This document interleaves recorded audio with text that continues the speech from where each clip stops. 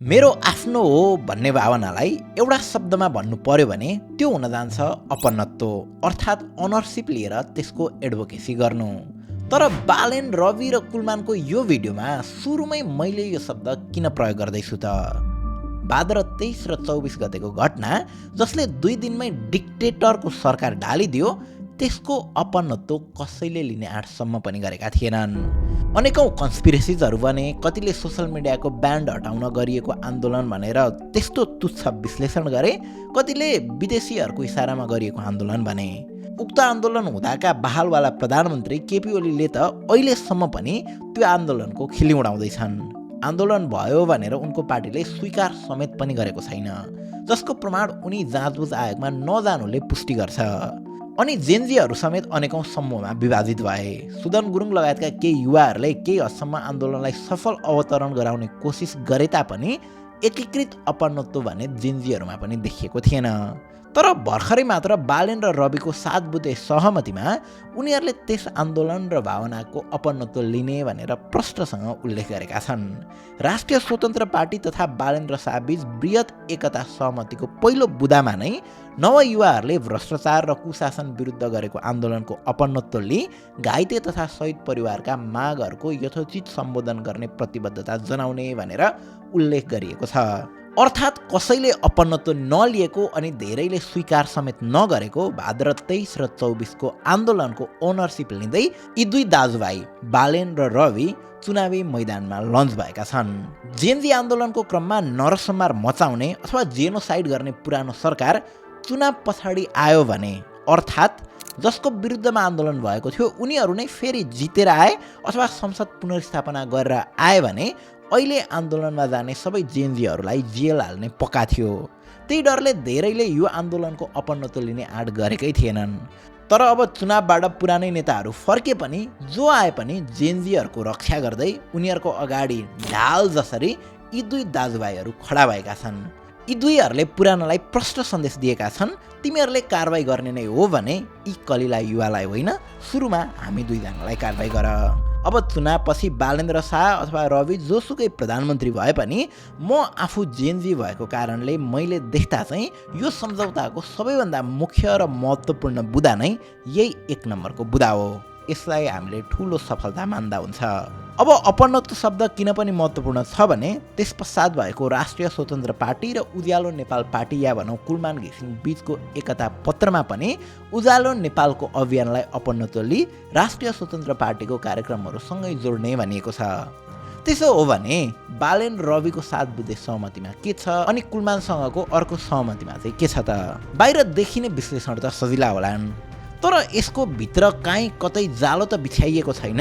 कतै बालेन या कुलमान ट्र्यापमा त पर्दै छैनन्, अथवा यो एकता पछाडि पुरानाले कसरी रियाक्ट गर्लान् त? समयमै चुनाव होला त, अनि भयो भने बालेन र शाह साँच्चीकै प्रधानमन्त्री बन्ने बाटो कतिको सहज छ त? आजको यो भिडियोले घटनाहरू के भए भन्दा पनि किन भए र अब के होला त भन्ने कुराको विश्लेषण गर्नेछ, एनालाइसिस गर्नेछ। त आउनुहोस् तपाईँहरूमा सधैँ इन्डेप्थमै पुगेर खास खबर ल्याउने अपनत्व सहित यो सबै कुराको इनडेप्थ विश्लेषण गरौँ।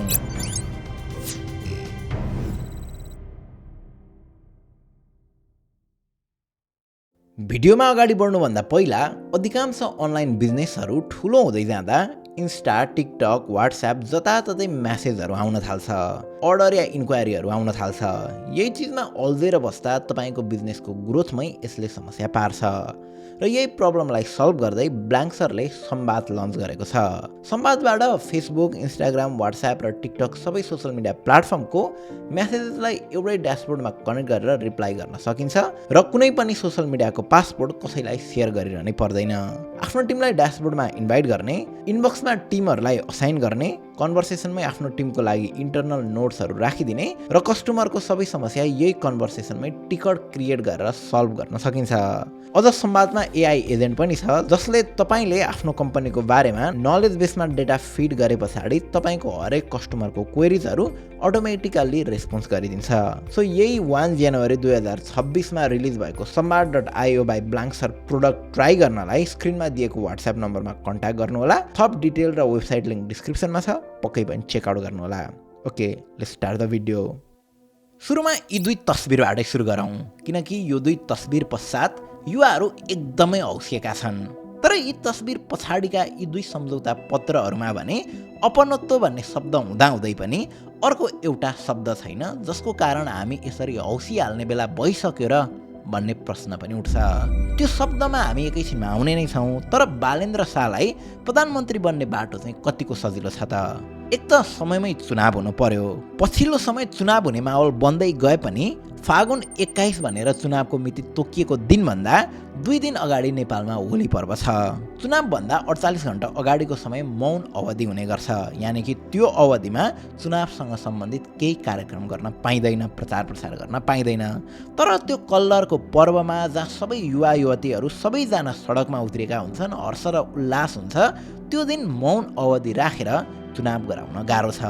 त्यसैले फागुन 21 भन्दा अलिकति पछाडि चुनाव सार्ने अथवा चाहिँ फागुन 21 मै तराई बाहेकका क्षेत्रमा चुनाव गराउने अनि चैत्र या वैशाखतिर तराईमा फेरि चुनाव गराउने गरी 2 या 3 चरणमा चुनावको मिति तोकिन सक्छ। र जति चुनाव गराउन ढिलो हुँदै जान्छ त्यति नै अहिलेको एकतामा समस्याहरू देखिन थाल्छ, अरूले खेलिदिने मौका पाउन सक्छन्। अब चुनाव पनि राम्रै भयो र एकता पनि कायम नै भयो भने बालेन प्रधानमन्त्री हुन सुरुमा चाहिँ आफू उठेको निर्वाचन क्षेत्रबाट विजय हुनु पर्यो। यसमा पनि अहिलेसम्म उनी कुन क्षेत्रबाट उठ्छन् अनि त्यहाँनिर उनको प्रतिस्पर्धा कोसँग हुन्छ जस्ता कुराहरूको टुङ्गो लागेको छैन। अब उनले त्यसरी विजय हासिल गरे पछाडि उनको पार्टी राष्ट्रपाले देशैभरबाट कम्तीमा 138 सिट्सहरू हासिल गर्नु पर्यो, यानि कि पार्लियामेन्टमा मेजोरिटी ल्याउनु पर्यो। अब नेपालमा प्रधानमन्त्री कसरी चुनिन्छ भन्ने विषयमा त हामीले अघिल्लो निर्वाचनमा यो भिडियो बनाएकै थियौँ, त्यसलाई अहिले फेरि हेर्नु भइहाल्छ।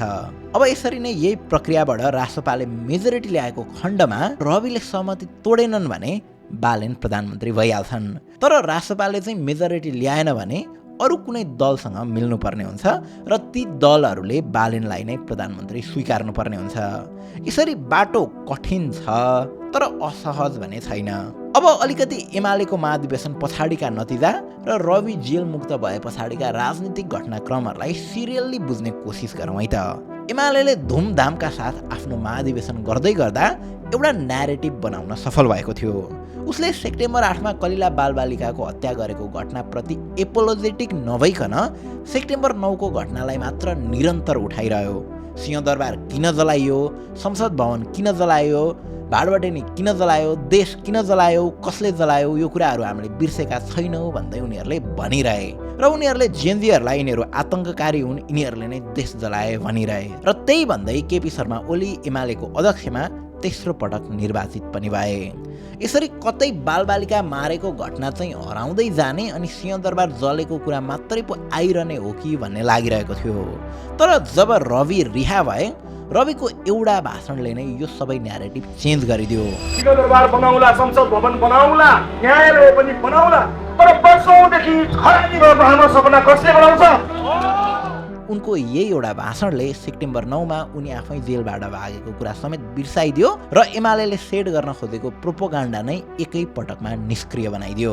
बालेन यसरी चर्केर बोल्न सक्दैनन्। सेप्टेम्बर 8 को साँझ बालेनले केपी ओली इज टेररिस्ट भनेर एउटा स्टाटस त लेखे, तर त्यस पश्चात सिंहदरबार जलेको विषयले नै उनलाई डिफेन्सिभ मोडमा लगिदियो। तर जब रवि निस्किएर उनको पक्षमा माहौल स्ट्रङ बन्दै गयो, बालेन र रवि दुवैले थाहा पाउँदै गए आफ्नो स्ट्रेन्थ के छ र विकनेस के छ अनि आफूलाई के चाहिएको छ भन्ने कुरामा यी दुवै नै प्रष्ट भए। रवि एउटा राम्रो ओराटर हुन्, उनी सरल भाषामा सबैले बुझ्ने गरी बोल्न सक्छन्। एउटा भर्खरको युवादेखि लिएर हजुरबा हजुरआमासम्मलाई पनि बोलेरै लट्ठै पारिदिने क्षमता रविमा छ। बालेनमा त्यो क्षमता छैन।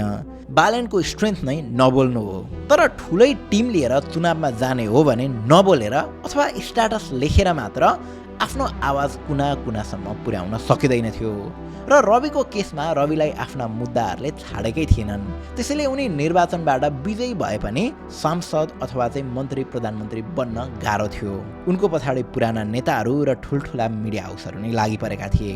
पुरानो सरकार आउने हो भने कुन बेला उनलाई नखु कारागार नै पठाइदिन्छ त्यो भन्न सकिँदैन थियो। त्यसैले यी दुवैको मिलन यिनै कारणहरूले भए जस्तो देखिन्छ। अर्को सत्य कुरा चाहिँ के पनि हो भने बालेन शाह शक्तिशाली त छन्, तर उनीसँग ठुलो र एकदमै इन्टेलेक्चुअल टिम छैन। उनी आफैले मेयर भएको समयमा धेरैलाई भेट्नै चाहेनन्। फलत काठमाडौँ महानगरपालिकाका मेयरमा लड्दाको पुरानो सर्कल बाहेक ठुलो सर्कल उनको भएन। बालेनलाई भेट्नै सकिँदैन भनेर धेरैले भन्ने गर्थे। त्यसैले सत्य कुरा चाहिँ के हो भने बालेन शाहसँग पनि 165 ठाउँमै लड्न सक्ने र जित्न सक्ने टिम थिएन। अझ कतिसम्म भने राति एउटा स्टेट अफ माइन्डमा यस्तो स्ट्याटस चाहिँ नलेखौँ है, यस्तो स्ट्याटस चाहिँ लेख्नु हुन्न है भनेर भनिदिने मान्छे पनि बालेनसँग थिएन। टिम त रासपा र रवि लामिछाने सँगै थियो, एउटा रेडिमेड टिम जसमा एक्सट्रिमली ट्यालेन्टेड व्यक्तिहरू छन् र तिनीहरू सङ्गठित छन्, संस्थागत छन् र उनीहरूको प्रभाव गाउँ गाउँसम्मै छ, जुन आफ्नो पक्षमा हुँदा बालेनलाई पक्कै पनि फाइदा नै हुन्छ। यसरी रवि र बालेनको मिलन अलिकति स्ट्राटेजिकल स्टेप पनि हुनसक्छ। अनि यदि उनीहरू नमिलेको खण्डमा यसरी नयाँ नयाँ बीज भोट काटिने कुरा त तपाईँहरूले हाम्रो डेली सिरिज रिमेम्बरिङ इलेक्सन 2079हरूमा आएका पोस्टहरू देखेर नै बुझ्नुभएको होला। राम्रा राम्रा उम्मेदवारहरू एकै ठाउँ लड्यो भने भोट काटिन्छ र नराम्राले जित्न सक्छन्। अब यी दुवैलाई जोड्ने अर्को शब्द हो महत्त्वाकांक्षा, यानि कि एम्बिसन। एक दिनमै बालेन्द्र शाहले डाक्टर बाबुराम भट्टराई, कुलमान घिसिङदेखि कङ्ग्रेस र एमालेका थुप्रै नेताहरूसँग भेट गरे। कसैसँग सहमति नजुटे पछाडि अन्ततः बालेनको सहमति रासपासँग जुट्यो। सहमति भयो पार्टीको नेतृत्व रवि लामिछानेले गर्ने अनि पार्टीबाट भावी प्रधानमन्त्रीको क्यान्डिडेट बालेन्द्र शाह हुने, यानि कि संसदीय दलको नेता बालेन्द्र शाह। अर्थात् सहमतिको जडो प्रधानमन्त्री को हुने भन्ने रहेछ। बालेन्द्र शाहले चाहेका भए जेनजी रिभोल्युसन पछाडि बन्ने सरकारमै आफै प्रधानमन्त्री हुन सक्थे, तर उनले त्यो बाटो रोजेनन्। उनको त्यो त्यागलाई सम्मान गर्दै रवि आफै पनि प्रधानमन्त्री हुने इच्छा हुँदाहुँदै बालेनलाई भावी प्रधानमन्त्रीको रूपमा स्वीकारे। रवि लामिछानेसँग सहमति भएको 2 दिन पछाडि उक्त सहमतिमा कुलमान घिसिङ पक्ष पनि जोडियो। दिनभरिको बालेन्द्र शाहको सक्रिय भेटघाटले के पुष्टि गर्छ भने यसरी यी दुई मात्र नभएर यी तीनै नेतालाई आफ्नो राजनीतिक एम्बिसन र पुरानो नेताहरूसँगको इगोले एकै ठाउँ जोडेको छ। नेताहरूमा महत्त्वाकांक्षा अनिवार्य हुन्छ, एउटा स्ट्रङ लिडरमा स्ट्रङ एम्बिसन हुनु नै पर्छ। बालेन्द्रमा पनि त्यो देखिनु स्वाभाविक नै हो। नेपोलियन बोनापार्टको एउटा प्रसिद्ध भनाइ छ, great ambition is the passion of great leaders. तर कथा यतिमै रोकिँदैन। कथाका अर्का पात्र रवि लामिछाने कम महत्त्वाकांक्षी भने छैनन्। सत्ता र पदसँग उनको एम्बिसन कतिको छ भन्ने कुरा त उनको विगतको संसदीय दिनहरू सम्झियो भने स्पष्ट हुन्छ। बालेन्द्र शाहले काठमाडौँ महानगरपालिकामा स्वतन्त्र रूपमा चुनाव जिते पछाडि रवि लामिछानेले पनि छँदा खाँदाको आफ्नो जागिर र व्यवसाय छोडेर पार्टी खोले अनि आफ्नो पार्टीको नाम नै राष्ट्रिय स्वतन्त्र पार्टी राखिदिए। पार्टी खोले पछाडि त्यसको सिद्धान्त र आवाजहरूमा पनि कहीँ कतै बालेन्द्र शाहसँग मिल्दोजुल्दो नै देखिन्थ्यो। यी दुवैले प्रदेशको निर्वाचनमा भोट हालेनन्। रवि नयाँ पुस्ताहरूले राजनीतिक नेतृत्व गर्नुपर्छ भन्ने गर्थे, पुराना दलहरूले देश डुबाएको र आफू गएर परिवर्तन गर्ने जस्ता कुराहरू गर्थे। अर्को 5 वर्ष घन्टी बाहेक देशमा केही सुनिने छैन। तपाईहरुलाई यो चेतावनी हो। हामी संसद छिर्नुभन्दा अगाडि, हामीले सांसदहरूमा शपथ खानु अगाडि ती पुराना काण्डको के गर्ने हो हिसाब तयार पाल्नु होला, नत्र हामी हाम्रो हिसाब लिएर छोड्छौँ। ओली देउवा र प्रचण्डलाई उनी 3टा बा भन्थे। नो नट अगेन भन्ने क्याम्पेन नै चलेको थियो, जुन क्याम्पेन प्रति 2079 सालको निर्वाचन आएको समेत ध्यान आकर्षण भएको थियो। तर चुनावको परिणाम आएपछि रवि लामिछानेको पार्टी रासपा चौथो ठुलो दल बनेर 20 सिट सहित संसदमा उपस्थित भयो। त्यस पछाडि एकाएक राजनीतिमा ट्विस्ट आयो। हुन त पार्लियामेन्ट्री सिस्टमको स्याड कुरा नै यही होला, तर रवि लामिछाने जसले 3 बा भन्दै थिए, जसको विरुद्धमा नो नट अगेन भन्दै थिए, उनी नै केपी ओलीको घर बालकोट गएर प्रचण्डलाई प्रधानमन्त्री बनाउने कुरामा सहमति जनाए अनि आफू भने उप प्रधानमन्त्री सहित गृहमन्त्री भए। सिधै सरकारको सेकेन्ड पावरफुल मेन एकैपटक। यसरी 20 सिट जितेका चौथो ठुलो दलको नेता सिधै उप प्रधानमन्त्री सहित दोस्रो वरियता रोज्नु एम्बिसन नभइकन अरू केही थिएन। र बालेन र रवि दुवैको यही एम्बिसियस इनर्जीले उनीहरूलाई अहिले मिलाइदिएको छ। तर यही एम्बिसनले अर्को प्रश्न पनि खडा गर्छ, के दुईटा बाघ एउटै खोरमा टिक्लान् र महेन्द्र र बिपी सँगै टिक्न सकेर यसरी नै मिलेका ओली र प्रचण्ड भने चुनावपछि बहुमत आउँदा आउँदै पनि टुक्रिन पुगे भने बालेन र रवि कहाँसम्म पुग्लान् त? उनीहरूको सहमतिको दोस्रो बुँदामा 10 वर्षभित्र नेपाललाई सम्मानजनक मध्यम आय भएको राष्ट्र बनाउने मार्गचित्रको इमान्दार कार्यान्वयन प्रति समर्पित हुने भनेर लेखिएको छ। यो बुँदा कुलमानसँगको सम्झौतामा पनि छ। यसरी 10 वर्षको समय यानि कि 2टा निर्वाचनसम्मको खाका त उनीहरूले कोरेका छन्। तर यहाँनिर बेनिफिट अफ डाउट दुवैमा छ। अब यहाँ शङ्का गर्न पर्याप्त आधारहरू छन्। अचानक रविले यस्तो सहमति गर्न कसरी तयार भए? यदि धेरै महत्वाकांक्षा भएका रवि लामिछाने पछि यो सरकारमा निष्क्रिय भएर बस्लान्, त्यो पनि आफ्नै पार्टीको बहुमत भएको खण्डमा? बालेन्द्र शाहको अहिलेसम्मको राजनीतिक विकास स्वतन्त्र रूपमा भएको छ। उनको काम गर्ने तरिका अटोक्रेटिक छ भन्छन् धेरैले। अर्थात् संगठनिक र सामूहिक रूपमा बालेन खासै विश्वास राख्दैनन्, जुन कुरा महानगरको मिटिङमा उनको प्रेजेन्टेसनले पनि सिद्ध गर्छ। आश्वासन होइन के यो? बनिसकेपछि हुने आश्वासन भएन के? तपाईले नबनोस् भन्न खोज्नु भयो? काम गराउनु पर्यो। 10 दिनको तिहार मैले आज कसरी सकाइदिनु त? आजै सकाउनु मिल्छ तिहार? आजै होइन भने सुरुवात त गर्नु पर्यो नि। ए ल ल ठिक छ, तिहारलाई चाँडो सकिनु भन्छु म। हस्। जनताले उनको त्यही आफ्नै शैली मन पनि पराएका छन्।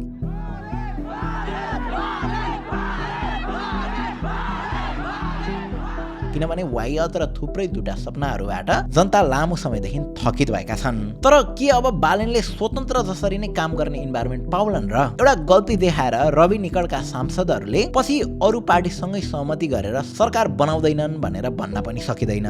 यस्तै कुरालाई राजनीतिमा बेनिफिट अफ डाउट भन्ने गरिन्छ। सुन्दा अलि तितो सुनिए पनि उप प्रधानमन्त्री र गृहमन्त्री भइसकेका रवि लामिछानेको अबको बाटो या यात्रा प्रधानमन्त्रीकै हो भन्ने कुरामा कुनै दुविधा छैन। त्यस्तो भयो भने नेपालमा पूर्ण यो क्रान्ति पनि असफल हुन्छ। अब अघिदेखि नै तपाईँलाई हामीले भन्छौँ भनेर राखेको शब्द हो संविधान संशोधन। यो शब्द यी दुवै सहमति पत्रमा छैनन्। धेरैले सहमतिमा यो शब्द आउँछ भनेर आश गरेका थिए। उनीहरूले प्रत्यक्ष निर्वाचित कार्यकारीको कुरा अगाडि बढाउँछन् भन्ने सोच थुप्रैमा थियो, तर त्यसो भएन। संविधान संशोधनको एजेन्डा अहिलेसम्म पनि तिनै पक्षबाट आएको छैन। भनेपछि बालेन्द्र शाह यही निर्वाचन प्रणाली संसदीय व्यवस्था अन्तर्गतबाटै प्रधानमन्त्री हुन खोज्दैछन्। अर्थात् संसदबाट विश्वासको मत लिएर संविधानको धारा 76 अन्तर्गतको प्रधानमन्त्री। यसरी संविधान संशोधन अथवा चाहिँ निर्वाचन प्रणालीमा सुधार जस्ता शब्दहरू सहमति पत्रमा नभएकोले यसले के हिन्ट गर्छ भने अहिलेको सहमति सरकार बनाउनेसँग मात्र केन्द्रित छ र सरकार बनाउनका निम्ति मात्रै हो। तर यी सबै कुराका बावजुद बालेन, रवि र कुलमान बीच यो सहमति आगामी 10 वर्ष टिक्यो भने हामीले पक्कै पनि अहिलेको नेपालभन्दा फरक नेपाल पाउनेछौँ। तर यो सम्झौता चुनावसम्म मात्र टिक्यो र भने जस्तो नतिजा चुनावबाट आएन भने नेपालको संसदीय व्यवस्थाले अब दुईटा केस देखाउन सक्छ। एक त यी पुराना 3 टाउकेहरू हाबी हुँदै जान्छन् र यी नयाँलाई बिस्तारै फुटाउँछन्, पाखा लगाउँछन्, होइन भने यी नयाँ 3ले पुराना 3लाई रिप्लेस मात्र गर्छन् र आफू नै मुख्य 3 टाउके बन्छन् अनि म्युजिकल चेयरको राजनीति यिनीहरू बीच चल्छ। किनकि अहिले हेर्दा यी 3 एकै ठाउँमा आउनुको कारण भनेकै राजनीतिक एम्बिसन र इगो नै हो। अझ रविको बालेनसँगको सहमति पश्चातको स्टाटस हेर्ने हो भने त उनले आफूलाई किङ मेकर जसरी प्रेजेन्ट गरेका छन्। अब मलाई डर लागेको कुरा चाहिँ यी 3को मिलनले कतै यी पुराना 3लाई पनि मिलाइदिएर उनीहरूले पो चुनावमै नगइकन संसद पुनर्स्थापना गर्ने त होइनन् भन्ने पनि पिर छ। होपफुल्ली त्यस्तो नहोस्। रवि लामिछानेले सफा नियतका साथ पार्टीलाई मात्र नेतृत्व गरेर बलियो बनाउन् र बालेन्द्र शाहले बिना हस्तक्षेप सरकारको नेतृत्व गरेर सुशासन ल्याउन सकुन्। यदि त्यो भयो भने साँच्चीकै जेनजी आन्दोलनले न्याय पाउँछ। त्यसो हुँदा देश सफल हुन्छ र व्यवस्था खराब भन्ने न्यारेसनलाई पनि चिर्दै व्यवस्था ठिक थियो, पात्रहरू मात्र खराब भन्ने न्यारेसन सेट गर्न सफल हुन्छ। अहिलेलाई भन्नु यति हो, धेरै नहौसिनुहोस्। हौसिने बेला भएको छैन भन्ने कुरा त राष्ट्रसभाको समानुपातिक लिस्टले पनि देखाइसकेकै छ। सो लामो यात्रा अझै बाँकी छ, धैर्यता गरौँ। हस्त, थ्याङ्क यू फर वाचिङ।